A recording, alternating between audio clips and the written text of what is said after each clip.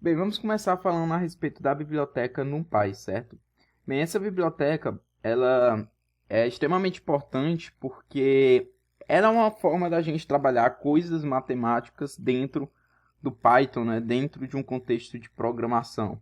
Então, a NumPy ela não se limita apenas à álgebra linear, tem várias coisas matemáticas dentro dessa biblioteca, assim como trabalhos também envolvendo a parte de estatística, e devido a isso, ela é uma biblioteca que é bastante utilizada juntamente com outras, né?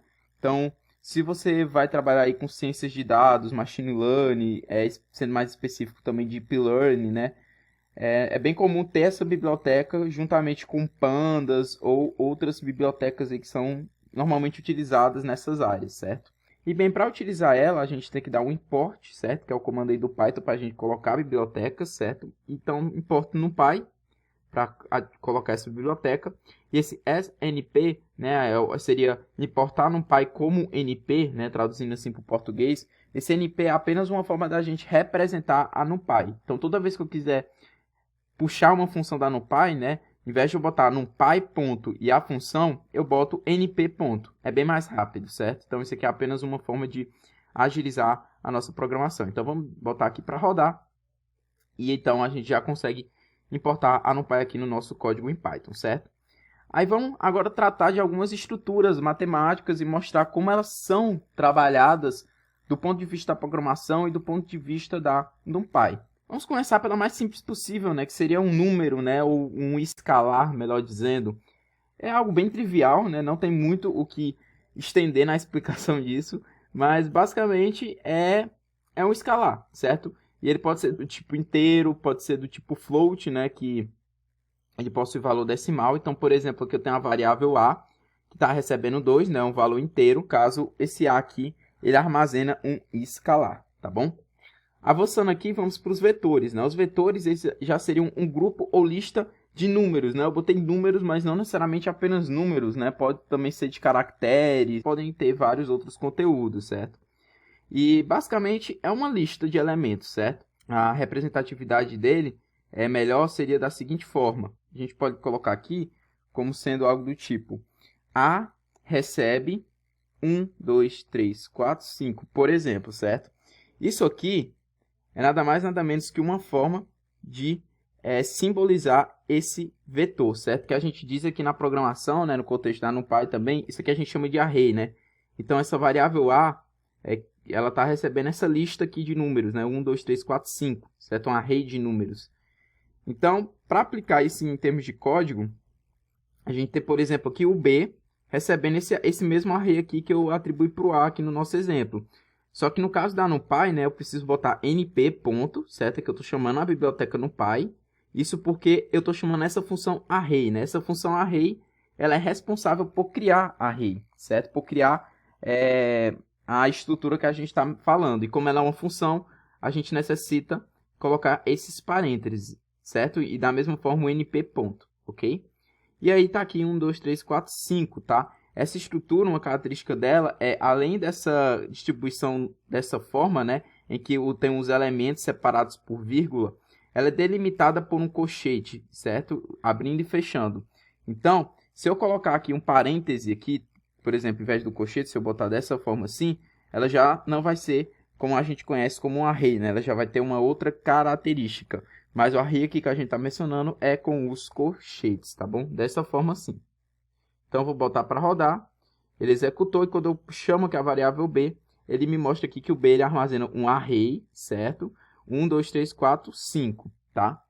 Você deve estar dizendo, tá, Yuri, mas o que mais a gente pode falar do array? Bem, o array a gente diz que é uma estrutura unidimensional. Por que unidimensional? Essa dimensão, né, ela está associada justamente ao número de eixos que a estrutura possui. E o que seriam esses eixos, né, que eu me refiro? Seria a informação que a gente precisa para conseguir localizar um elemento dentro dessa estrutura. E no caso do array, né, a gente pode imaginar o array como se fosse uma coisa que tem comprimento, certo? E nesse caso, o comprimento seria esse eixo, certo? Que a gente pode fazer essa analogia aqui dentro do array. Por exemplo, né, a gente chama, no caso, esse comprimento que eu me refiro, né, a gente chama de índice. Então, por exemplo, ó, eu tenho o B, ele é esse array, certo? E como é que eu digo, como é que eu quero localizar o 1? Basicamente eu coloco B, aí eu abro o colchete 0, fecho o colchete, e aí ele me fornece o valor 1. Ou seja, na posição índice 0, a gente também pode falar no comprimento 0, nós temos do array da estrutura que está no B, né, do array que o B armazena, o conteúdo que está nessa posição é o 1, certo? No caso aqui, como vocês perceberam, né, a gente sempre começa do índice 0. Então, vai índice 0, índice 1, índice 2, índice 3, índice 4, certo? Então, por exemplo, B1, ele vai fornecer 2. B2, ele vai fornecer 3. B3 vai fornecer 4. E o B4 vai fornecer 5, certo? Uma coisa aqui, né, a gente falou de dimensão, né? Nesse caso, uma dimensão, porque ele utiliza um eixo, né, para localizar os elementos e da mesma forma também distribuir eles. A gente tem uma função aqui do Python, certo?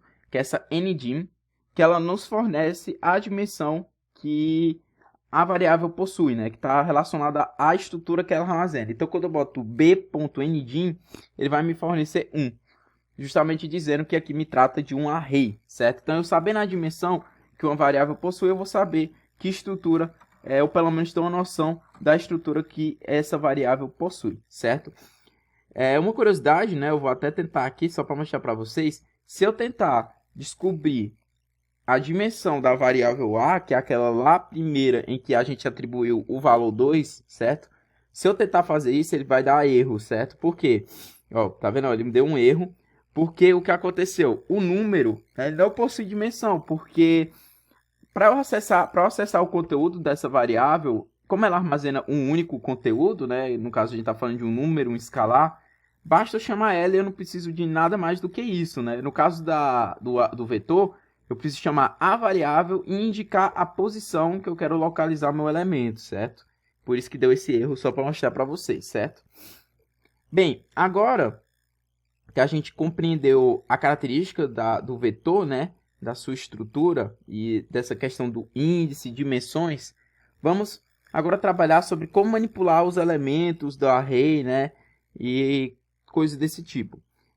A gente tem essa notação aqui, certo? Ó, B, aí abre colchete, fecha colchete, né? Em vez de digitar um índice aqui para localizar um elemento, eu posso atribuir meio que dele uma limitação, né?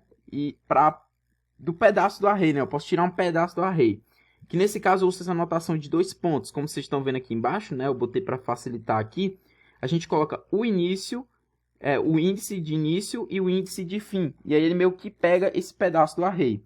Como aqui eu deixei em branco, né, os espaços, o que é que ele vai fazer? Ele vai me fornecer o array inteiro, certo? Quando eu boto só os 2 pontos e eu não falo nada, ele me fornece o array inteiro. Que é a mesma coisa que eu só colocasse a variável b, né? Se eu chamar só a variável b, ele vai me fornecer a mesma coisa, certo?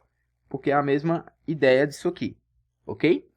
Mas aí, qual a boa utilidade disso, né? Botei uns exemplos aqui, tá? Aqui eu botei o comentário com o nosso array b para facilitar. E eu botei b, abre colchete, 1, 2 pontos, fecha colchete. O que é que isso aqui faz? Ele vai começar o array, né? Isso aqui, ele vai me trazer o array começando do índice 1. Que nesse caso é o quê? Esse 1 que está no índice 0. E o índice 1 é o 2, né? Então ele vai começar a contar do 2. E como eu não botei nada aqui, então ele vai do 2 até o final do array, certo? Então quando eu botar aqui para rodar, ele vai me dar o 2, 3, 4, 5, como vocês estão vendo, né? Bem interessante. Nesse exemplo aqui de baixo, agora eu fiz o contrário, né? Eu deixei a parte antes do 2 pontos em branco e eu deixei o de depois com 4, né? Então o que é que vai acontecer? Ele vai começar do início, né? Que é o índice 0. Então, índice 0, índice 1, índice 2, índice 3 e índice 4, né? Aqui você deve estar pensando, ele vai então mostrar o array todo, né? Mas aqui tem um cuidado. Essa parte aqui depois dos 2 pontos, né? Que é quando você fornece o fim, ele não vai necessariamente até esse índice, né? Ele vai uma posição anterior. É como se esse índice 4 aqui, ele não estivesse incluso no intervalo. É como se fosse aquele menor, entendeu? Aquele colchete aberto, vamos dizer assim. Ele não está incluído no intervalo, certo? Se eu botar para rodar aqui, vocês vão ver que ele só vai mostrar 1, 2, 3, 4, né? Ele não incluiu o 5, que seria o elemento que está no índice 4, tá bom? Então, esse é um cuidado bastante importante de lembrar, certo? Que aqui ele não vai até esse índice, ele vai em uma posição anterior, porque esse índice aqui, ele é um intervalo aberto, né? Não está incluído no intervalo, certo? E aqui, para finalizar essa explicação dessa estrutura, né? Eu botei aqui agora preenchido totalmente, né? O antes e o depois. Então aqui eu peguei do índice 2 ao índice 3. O índice 2 aqui é o 3, certo? O índice 3 é o 4, ok? Só que o que acontece? O índice 3 é no intervalo aberto. Então isso aqui vai me fornecer apenas o número 3, certo? Se vocês verem aqui, ele vai dar um array que possui um único elemento, né? O 3. Outra coisa legal que a gente pode mostrar aqui é que quando eu chamo aqui B e eu coloco entre colchete menos 1, esse menos 1 aqui é justamente para pegar o último elemento, certo? Você vai ver que é o que ele vai fornecer o 5, né? Que é o último elemento aqui, certo? O menos 1, no caso, ele representa o último elemento aqui do array, né? E aqui vocês podem ver que eu botei B menos 3. Você viu como é que pode, né? Não é só 0, 1, 2, assim vai. Não tem como ter negativo. A gente normalmente trabalha com os índices positivos. Só que a gente sabe, a gente acabou de ver, né, que, por exemplo, o 5 aqui, ele pode tanto ser interpretado como um elemento que está no índice 4, né, se a gente for na leitura da esquerda para a direita aqui, ou um elemento que está no índice menos 1, se a gente for o contrário, de trás para frente. Então, o mesmo pode se fazer com os outros elementos. Então, aqui eu tenho um índice menos 1, índice menos 2, índice menos 3, que nesse caso, quando eu executar isso aqui, ele vai me dar o 3, né? Índice menos 4 e índice menos 5. Né? Então, eu posso também ir de trás para frente. Né? Tem essa ideia aqui, que é bem interessante. Olha, ele me voltou o 3, que é o elemento que está aqui no menos 3. Eu fazendo essa lógica de trás para frente, certo? Mais um incremento aqui na nossa anotação. Aqui vocês podem ver que eu tenho aqueles dois pontos, né? Que eu boto um início e um fim.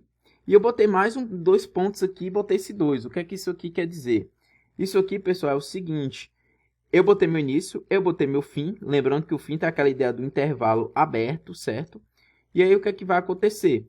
Esse 2 aqui, ele vai dizer que o array, ele vai pegar o pedaço do índice 0 até o índice 4 em intervalo aberto. Então, ele vai me mostrar do índice 0 ao índice 3. Só que ele vai pular de 2 em 2, certo? Ele vai pular de 2 em 2 índices. Aqui é um intervalo um pouco pequeno, certo? Aqui a gente não está com um array tão grande. Então, aqui, ele vai apenas me mostrar um 1 e o 3, certo? Ele começou aqui do 1, aí 2, aí 3, né? Ele pulou, né? Ele não mostrou 2 porque ele pulou 2 índices, né? Aí ele foi para o 3 aqui, certo? Como ele vai até o índice 4, então ele iria até o 5 se fosse intervalo fechado. Mas é intervalo aberto, então ele iria só até o 4.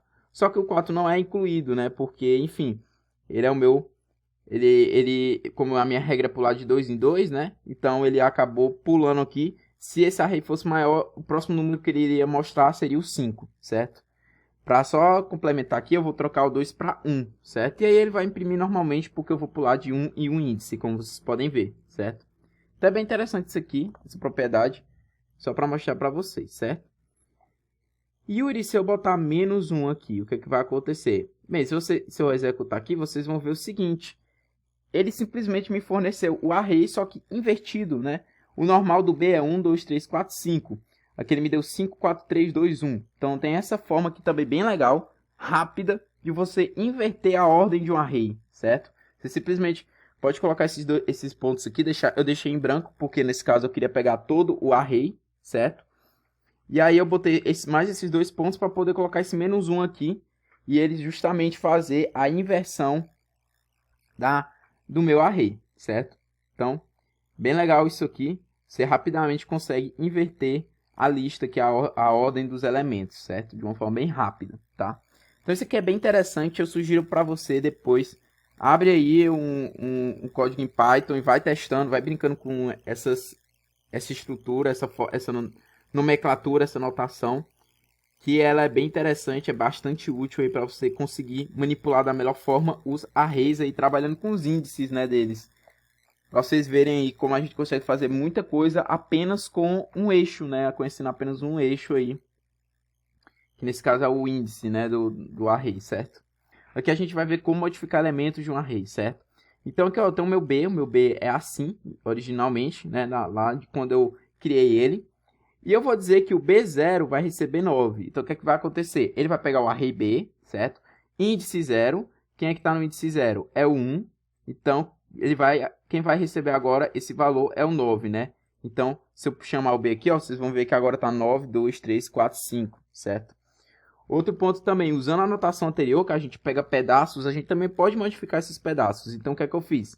Eu peguei B igual, eu peguei o B aqui, peguei do 0 ao 2, certo? Lembrando que aqui não vai até o índice 2, nesse caso vai até o índice 1, né? Então, eu vou pegar, eu estaria pegando o 9 e o 2, né? Esses elementos aqui.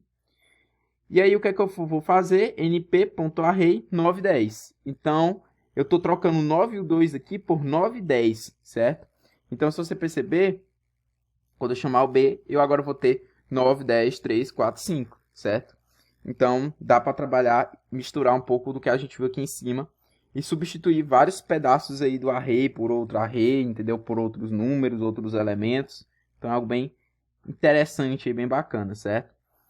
E agora a gente vai ver alguns métodos, certo? Para fechar essa parte de vetor e a gente partir para a próxima estrutura, que é a matriz, certo?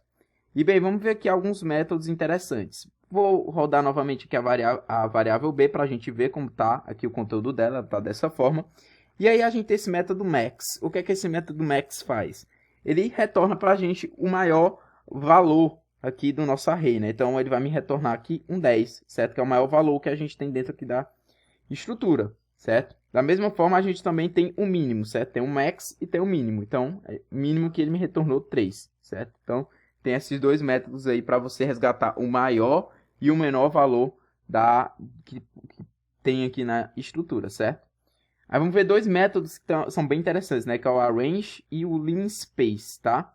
Bem, o arrange ele vai criar uma lista com incremento definido, tendo início barra fim definido. Como assim? Então aqui, ó, nesse exemplo embaixo, ó, array 10 é igual a np.arrange 10, né? np.arrange porque é uma função da NumPy, certo? E parênteses aqui porque é a função. Como eu botei só 10, né? Eu não botei porque eu teria que botar início, fim e um incremento, né? Quando eu boto só um único valor, nesse caso 10, ele vai interpretar como sendo até onde eu quero chegar, certo? E aí ele vai incrementar de unidade em unidade. Então, quando eu botar para rodar aqui, ó, você vai ver que ele vai me gerar um array começando do 0 e vai até um 9, certo? Ele não incluiu o 10 aqui, ele foi até um 9, certo? Incrementando de uma em uma unidade. O exemplo aqui de baixo já seria algo mais aberto, mais específico, né? O que eu quero. Nesse caso, eu botei o quê? Eu quero que inicie do 0, vá até o 20, certo? E eu quero que você vá incrementando de 4 em 4. Então, quando eu botar aqui, ó, ele me deu 0, aí 0 mais 4, 4, 4 mais 4, 8, 8 mais 4, 12, 12 mais 4, 16, aí 16 mais 4, 20, né? Só que 20 é o meu limite. E aqui é um intervalo aberto, né? Então, ele não inclui, certo? Então, foi até o 16, certo? Passando aqui, a gente vai ter o linspace, né? O linspace tem uma ideia um pouco parecida com o arrange, mas ele é um pouco diferente. Por quê? Linspace cria uma lista com uma quantidade de itens definidos, tendo uma certa aleatoriedade em como será feito o incremento entre os valores, né? Eu botei aqui incremento entre aspas, porque o que acontece, né? Então, a ideia é um pouquinho diferente, né? Eu botei aqui np.linspace, né? Para chamar a função. E eu botei 0, 20, 10. Né? O que é que isso aqui quer dizer? O que é que eu disse aqui? Ó, eu quero o início 0, o fim 20. E eu quero que desse início ao fim eu tenha 10 valores, certo? Então aqui eu defino o incremento, né? Para mim não importa quantos valores vão ter, mas sim meio que a diferença, a distância entre eles, certo? Que eu quero fixo. Aqui já eu estou mais me importando com a quantidade. Em relação à diferença que vão ter entre eles, para mim não importa, certo? Então quando eu boto para rodar aqui, ó, você pode ver que ele até deu umas quebras aqui, ó. Ele foi 0, 2.2, 4.44, 6.67, 8.89 e assim foi. Mas ele me deu 10 números, certo? Me deu 10 números entre 0 e 20, né? E vocês podem até ver que ele incluiu o 20 aqui. Então também diferente do arrange, ele inclui o fim, certo? O linspace inclui o fim, o arrange não inclui, né? Você pode ver que nesse exemplo aqui, pela regra, dava para incluir o 20, né? Porque seria o 16 mais 4. Mas aí, como é o 20 o meu limite, né? Ele acabou não passando. Se vocês perceberem, se eu botar até 24 aqui, ao invés de 20, botar para rodar, pode ver que ele já vai incluir o 20, mas não incluiu o 24, certo? Então, tem essas duas diferenças entre essas duas funções, certo? E a ideia vai muito do que você deseja, certo? Bem, pessoal, como o vídeo principal ele ficou um pouco extenso, certo? Eu reparti em vários pedaços, certo? Então, Caso você deseje continuar assistindo esse conteúdo, eu peço que acesse a playlist que está anexada aí no vídeo. Também está indicado aí o próximo vídeo, que é a continuação deste. E eu espero que realmente vocês estejam gostando muito e esteja sendo produtivo da mesma forma que está sendo para mim. Então, eu sempre estou aberto a feedbacks, fiquem à vontade para comentar coisas a mais e a gente se encontra no próximo vídeo.